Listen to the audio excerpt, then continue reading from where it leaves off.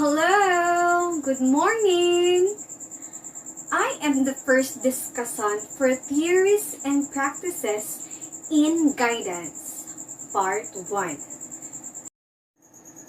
To our dedicated professor, Ma'am Nerissa Beatriz, and to my dear classmates, once again, good morning. Today, I will discuss to you about the history of guidance. My name is Edeline B. Pandojo, Teacher 1 of Rosenda G. Valles Elementary School, Pili East District. When we hear the word history, let's slice it up in two words. His story. You heard it right. Today, we are going to storytell the timeline of how the guidance came across in the Philippines and what are the most significant things that we must know. Ready? Marami pong ibig sabihin ang salitang guidance. But I'm going to give you one important thing for you and for us to know what is guidance all about. When we say guidance po, my dear classmates, this is one thing that we can give. Like for example, we can give an activities within the school. Like counseling. Yun po, guidance din yun.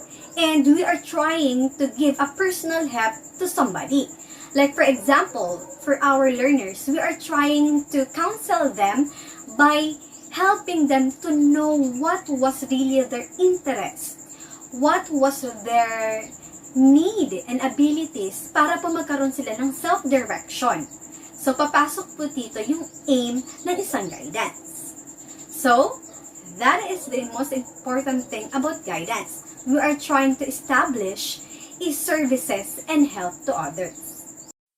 Lagi po nating tatandaan na yung course na to ay lagi yung pag-extend ng tulong sa mga nangangailangan. If ever meron pang paparating na problema, meron na tayong mga prevention or preventive actions para dito, which is yung tinatawag nating pre-problem. At kung dumating man ang problema ng isang tao o nangangailangan ng guide or guidance natin, we have a lot of preparation on it. Let us all start discussing about the history of guidance. Who is the father of guidance? The father of guidance is Frank Parsons. Again, it is Frank Parsons. Frank Parsons are commonly stressing out sa career. Ito po yun how we are going to identify, select, kung anong gusto at interest natin. Hindi lang po yun. Nagbabase din po si Frank Parsons kung papaano, kung kakayanin ba natin ang isang career na gusto natin or vocation. So, papasok din dito yung knowledge kung saan once you apply for unemployment, ano ba? Kaya mo ba? Ano ba? May limitasyon lang ba ang kakayanan mo? Gusto mo ba talaga ang ginagawa mo? Kasi based from my experience po, we need to find a kind of job na alam mo dapat kung anong gusto mo. Kasi meron po talaga na employed na hindi pa din alam kung yun talagang gusto niyong tahakin na karera sa buhay. So, Frank Parsons stressed this out about the career and how you are going to identify your aptitudes, your interests, and your abilities on a specific vocation that you want. I hope we are all clear about this one. So, if Frank Parsons is the guidance or father of guidance, who is the father of guidance in the Philippines? Come on, let us know who is this one, okay? The father of guidance in the Philippines is Sinforoso Padilla. Again, Sinforoso Padilla is the father of guidance in the Philippines. Mas kilalanin natin si Dr. Sinforoso Padilla. Dr. Sinforoso Padilla is a Filipino psychologist, and in 1932 sa kanya po nagsimula ang psychological clinic. Again, sa kanya po nagsimula ang psychological clinic. And in 1945, there is the first guidance that was established. This is what we call the Bureau of Public Schools started to send teachers for study of guidance.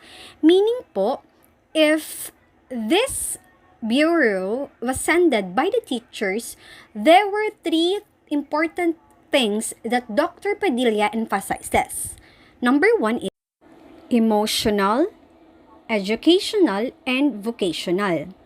This is true to reality po kasi in our schools, we are really focusing on the education, most especially yung emotions ng mga bata and kung papaano nila yun dadalihin on their own. Kasi there were people, lalo na po yung mga less than or minors, hindi po talaga alam kung what the path are they going through. Dahil dala na din po ng problema sa bahay, nadadala nila sa school.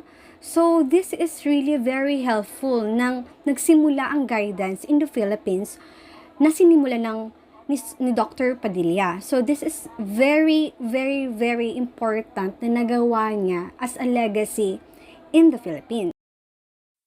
In our country po, the real origin of guidance is that it is both accidental at incidental. Kunin natin yung salitang accidental. Meaning po, it's not intention. So, there were reasons why guidance existed in our country. And when we say incidental, with or without intentions po, nagkaroon tayo ng ganito in the Philippines. Guidance is very broad right now na ang dami nating pwedeng malaman because this is a very important matter to be discussed and a very helpful sa atin, most especially mga teachers, on how we going to have a backup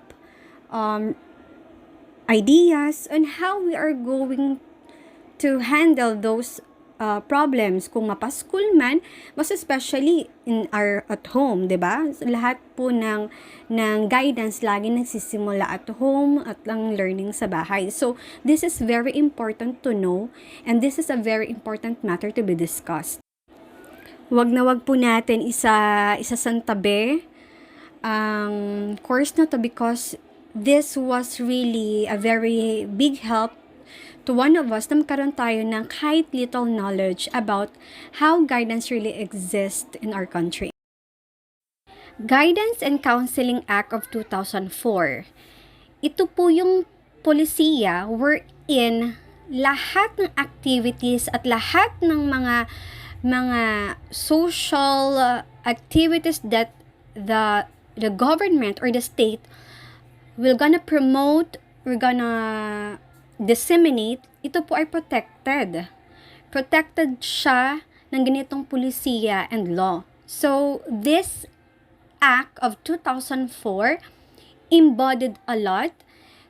Kumbaga, hindi po yun, kumbaga putyo-putyo lang na, okay, meron tayong guidance counselor sa school, ganyan. At, okay, sige, kahit anong gusto mong activities or any platforms that you want in promoting the ethical and professionalism, in helping the emotional, intellectual of our learners, of the kids, hindi po yon. Hindi siya putyo-putyo, kumbaga meron siyang batas. This was embodied by the Guidance and Counseling Act of 2004. If para kasi siya sa enrichment, sa ikabubuti, sa ikayayabong, yun po doon. Basta po hindi naman po mag-over the limit yung policy na ibinigay ng state for the guidance na meron tayo dito sa Pilipinas. So, dapat po still we are following the precautions, the measures for implementing those activities that will gonna help individuals or groups. And lalo na po, we need to save lives. Ganito pong grabe pong stress na nangyayari all over the country ngayon due to the pandemic. And one more thing, this act of 2004 emphasizes also that the state, whoever the guidance counselors practices or have the license to be a guidance counselors, hindi lang po sila guidance counselor lang. Minsan po kasi iba yung note natin kapag guidance counselor ng school, like for example, or ng district, for example. Kasi iba po yun. Dito pala sa Act of 2004 na ito, this was emphasizes that once you are being a guidance counselor, hindi ka lang locally recognized, but you are world class. You are being recognized world class and internationally. So talagang parang iba na po ang tingin natin ngayon sa guidance counselor, no? 'Di ba? Parang ang taas ng tingin natin kasi meron palang policy that embodies everything for their rights, for their status, their position. But again, we do hope po na lahat ng guidance counselors are also following the proper measures of implementing the rights, implementing the honor to serve the individuals or group of lives na kailangan po ng mga advices or guidance, lalo na po talaga na hindi na po natin maintindihan kung kailan matatapos o kailan tayo magkakaroon ng face-to-face in our school. So today, kailangan natin sila ngayon, so hindi natin pwedeng isang tabi na lang ang kaya nilang gawin for us. Let's take a look with the timeline of the history of guidance. In November 1945, first Guidance Institute was opened, and this is the Bureau of Public Schools for, yung sinabi na natin last time, that send teachers as pensionados for observations. So in 1945 po, again, was the first institute that was established. Next, Dr. Roy G. Bone and George H. Bennett, as specialists in guidance, they are the one who helps the Filipino education be officials in guidance conscious. And in 1951, Congress proposed the establishment of a functional guidance and counseling program. Again, in 1951, the Congress intervened. Yes po. Meaning, the Congress helped in establishing the different programs and counseling programs in the country. So ngayon po, paano yung nag-i-intervene yung mga guidance counselors natin sa school? Ito na po yung na-establish ng 1951, which is yung mga guidance counselors natin, they are the one who are going to advise the students or the learners kung anong gusto nilang course, anong activities na gusto nila para sa future. So, ito na po yun. So, this is a kind of program or counseling program na na-establish noong 1951. Also, within 1953, the Philippine Association of Counselors, Guidance Counselors, sila naman yung nag-create or nag-establish ng mga testing bureaus. Meron po tayo sa Philippines na mga testing bureaus wherein before po natin i-promote ang mga learners natin, like for example, grade 6. So, meron ganon. Pwede na tayo mag-intervene doon. The guidance counselors can intervene on giving a specific test for the learners para po malaman nila kung ano yung mga gusto nila in the near future. So, I guess po mayroong mga school sa atin na ginagawa ito. But in our school kasi po, we don't have yet the guidance counselor. So what we are doing is, we are verbally guiding the students or counseling the students on what they want to become, or who want to become. So yun po, sa school namin, we are a small school already. 7 lang po kaming teachers. So, mahirap po yun sa case namin kasi the appointments or designations are very very limited lang. Kumbaga po, kailangan po talaga namin ng another staff para maka-help sa amin. For example, the guidance counselor, kasi po ganitong process, lalo po sa akin, I am a grade 6 teacher. Kailangan po talaga na-assess yung bata kung anong gusto nila. Ang pumupunta kasi sa amin na napapansin ko is yung other schools, yes, nagpapatake sila ng mga testing unit or a set of test para kung the kids were gonna qualify for ICT, kung gusto pwede sila maging teacher someday. So, ganun po yung nakikita namin. So, meron pong ginagawa ang guidance in knowing the needs of our learners.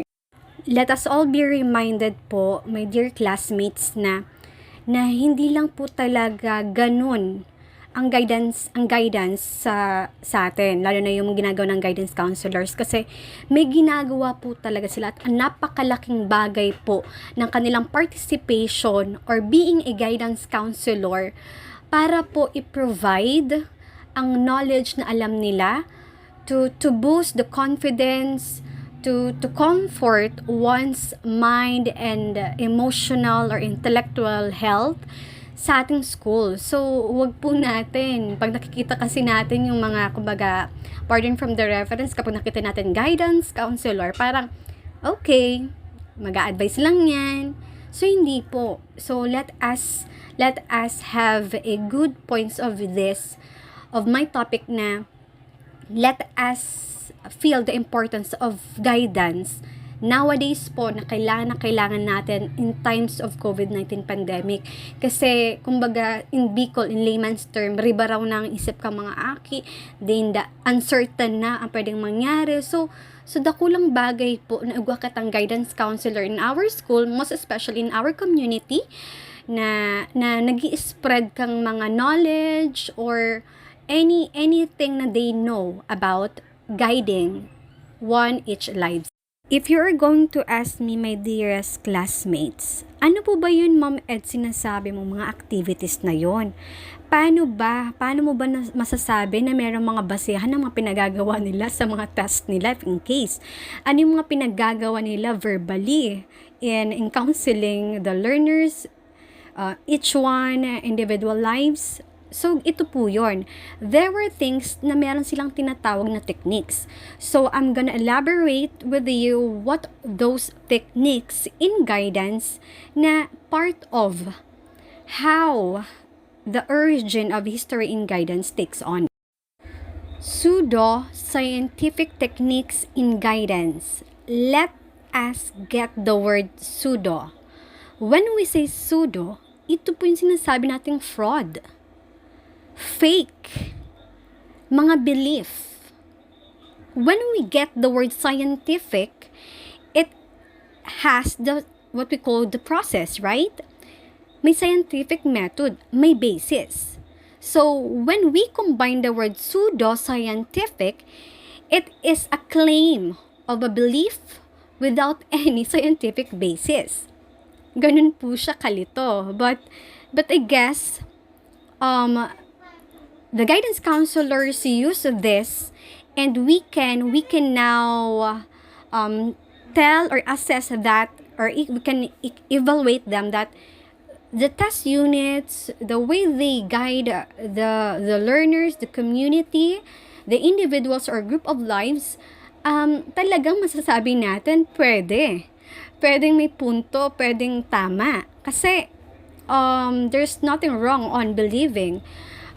Instead of trying to find out what's really on the mind, ability, the needs of a individual na nakikita at nakakaharap nila in their daily basis, lalo na po yung mga nangangailangan ng guidance counseling. Let us start with the pseudoscientific techniques in guidance, which is the numerology. From the root word itself, numero, it means numbers. Yes po. Our guidance counselors are using this kind of things.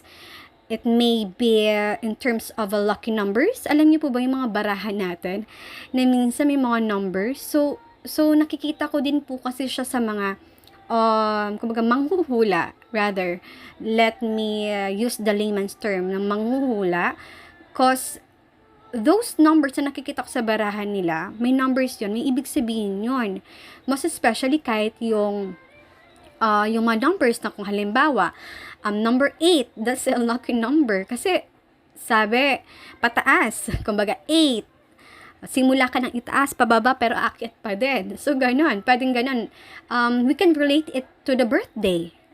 Yung kinakausap ng mga guidance counselor natin, pwedeng, if when they interviewed that person, pwede sila mag-rely sa birthday. Like that. Kailan ka pinanganak? O, ganyan. So, that's what we call the numerology. They are predicting with the using of the numbers. What else? What numbers do you know? Like number 7. Number 7 is, mabait daw yan kasi that is God's number. Number 7. Am I right? So, pwede yun. Ang birthday niya is June 7, 1988. Aba, magandang ugali niyan. Kumbaga, meron silang background checking because of the numbers. So, that's the numerology. There's something on the numbers itself that can relate on how or what characteristics of the person it is.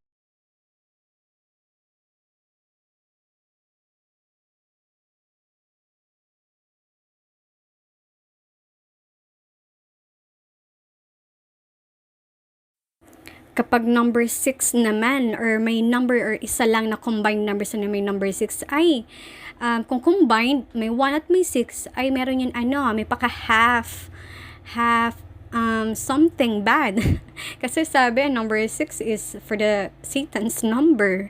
Mga ganun-ganon. So in guidance, they can predict using those numbers, using the birth date, important numbers that they have, mas especially yung birthday po talaga. So ganon. So, you're using that numerology in identifying the characteristics or traits of a person they are interviewing, they are counseling. They can now have what we call the fraud, the pseudo technique, or without any scientific basis at all, but they are trying to relate it in real life situation. Occultism and spiritualism is another pseudo techniques in guidance. So, ito naman po makikita natin sa picture. Out of the picture, meron po talaga siya. Parang minsan nga nakakatakot na din yung itsura, diba? So, this is how they can predict the characteristics or traits of the patient or of the needy. Kasi this can relate for your past daw and for the future. So, pwede tayo dito magpahula, di ba? Kung ano ba mangyayari in the future. Just kidding. But, this is another pseudo techniques that the guidance counselors might use. The next one is the phrenology. Phrenology is, as you can see in the picture, there were the size of the head. So, kapag malaki pa lang head mo, maaring you are musical inclined.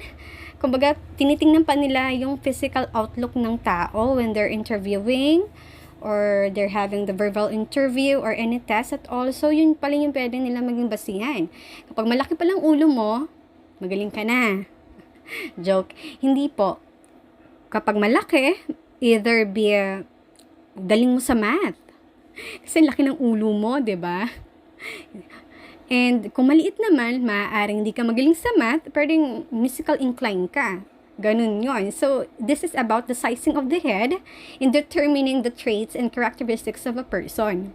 So, that's what we called phrenology. The other pseudo technique in guidance is what we have graphology, from the root word graphics.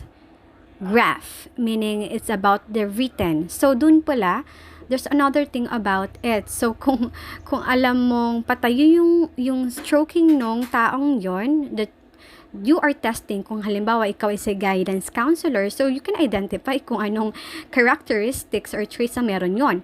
Kung pataglid naman, like me, ako po before, since I'm in elementary, natutuyaw po ako kang grade 5 teacher ko na, Dilin, bakit patumba ang sulat mo? Ganon. But I don't know why. So, baka meron talaga siyang relationship or meron siyang relasyon sa pagkatao natin because we are not a guidance counselor, right? Can you get the point? So iba talaga iba yung pinag-aaralan ng mga guidance counselors na licensed guidance counselors in knowing all of this. Kasi, due to that, ang alam ko, basta patayo, tama na yan. Pagpatagilid, ayusin mo para tumayo. Ganon. So this kind of technique will gonna evaluate or assess a kind of person, group of persons or individual on a given or depending on the situation. So, ganun po pala yun. So, I really appreciate now how guidance counselors nowadays are trying to, kumbaga po, basahin lahat. Buong pagkatao mo from head to toe, di ba? For them to know, for them to help you. Kung ano ba talaga ang meron ka, ano ba talaga yung mga bagay na hindi mo pa alam sa sarili mo. So, this is the big thing for us. At high appreciated ko ngayon na mga guidance counselors. Ito, little knowledge pa to, but it very help us a lot in knowing all of these things. Another pseudo technique in guidance is what we called physiognomy. Ito naman po yung you can now predict the traits more on sa facial, di ba? Muscularity niya, buong mukha lang. So, kung matangos ang ilong, so they can identify what it is. And kapag hindi naman masyadong katangkaran ng ilong, kataasan ng ilong, so they can predict on that. So, grabe sa eyes naman, kung medyo singkit, baka negosyante to. Hindi, joke lang. Pag medyo malaki ang mata, ay alam ko, Pilipino to, mga kuripot. Joke lang din. So, ganun. So, ma-identify nila or they can predict, rather, the traits and characteristics of that. Kahit yung jawlines, everything that about in a facial expressions, the way yung mag-blink-blink yung mata, baka ma-identify nila kung ano yun. So, di ba grabe? So, pinag-aaralan ng mga guidance counselors pala yun, the licensed guidance counselors in the Philippines, in our school, in our community, ang mga ganitong bagay, di ba? So, high regards po tayo dyan sa mga guidance counselors natin. The next pseudo technique in guidance is what we call astrology. Meaning, we are talking about one's fate. Nag-relate siya sa mga stars. Kung ano, halimbawa, I may Cancer. So, ang Cancer, naughty but clever. Ganon. So, dun pa lang, kung Cancer ako, zodiac sign ko, I'm naughty but clever. Ako masasabi ko kung yun. Baka naughty lang, hindi clever, ganon. So, ikaw, my dear classmates, baka alam mo naman yung zodiac sign mo, 'di ba? Alam natin yun. Lagi tayo naghihintay sa radio, sa TV, kung ano mga lucky message for the day, about sa zodiac signs, ganyan. So, pwede, kasi you can now identify to yourself. Ito, pwede itong astrology na to, na kahit tayo lang, mapipredict natin kung we are really tama yan, ay mali yan. Pag Gemini ka raw, grabe ka daw sa love. Pag ganon, 'di ba? So, hindi po natin alam lahat ng mga meaning ng mga zodiac signs, pero ikaw po, alam mo kung anong zodiac sign mo, you can identify if it's really true or not. So, the guidance counselors are really studying about this one. So, isa din to sa uncertain thing na pinag-aaralan din nila, and to have them the valid evidences that they need in helping others. Pag-usapan din natin ang last pseudo technique in guidance, which is what we called palmistry. From the root word itself, it is palm. sa palad daw natin. So, they can predict and they can believe that one straight destiny, lahat na sa kamay. Can you please look at your hands today, my dear classmates? So, kapag letter M daw yung guhit natin, ibig sabihin, it represents with a lot of things. Makikita nyo sa pictures, in each angle, in each side, top of it, side of it, below of it, all around of it, may mga ibig sabihin siya. But ako kasi noon, I can relate to this. Lahat naman ata makaka-relate na kapag ang sa palad mo raw, lalo na sa right hand mo raw, pag letter M, ibig sabihin, yayaman ka kasi mayaman. Meron naman mga pilosopo na nagsasabi pag letter M, it represents kahirapan, mahirap. So, pwede tayong kumbaga pwede tayong maghaka-haka lang. But the guidance counselors are undergoing this kind of teachings, learnings in their profession, in knowing would be the greatest help for them in knowing one's destiny, traits, and characteristics, kung ano talaga maging kapalaran niya. So, grabe, So, in all of the pseudo-scientific technique in guidance, I know nag-iisip na kayo kung talagang pwede, 'di ba? Pwede, maaaring totoo ang lahat ng ito kasi kung tutuusin namin up until now there's no scientific method or evidences that can say about it, but still we're on that theory that we are believing. Kaysa naman sa wala, 'di ba? Kaysa naman sa zero, 'di ba? So, all of this is what we call the pseudo technique in guidance, meaning it may be a claim of belief without any scientific basis. Kaya nga tinawag siyang pseudo technique in guidance counseling. Hello once again. Thank you for your cooperation and listening to my topic. I hope you learned something about the history of guidance. I hope to see you next time. Goodbye.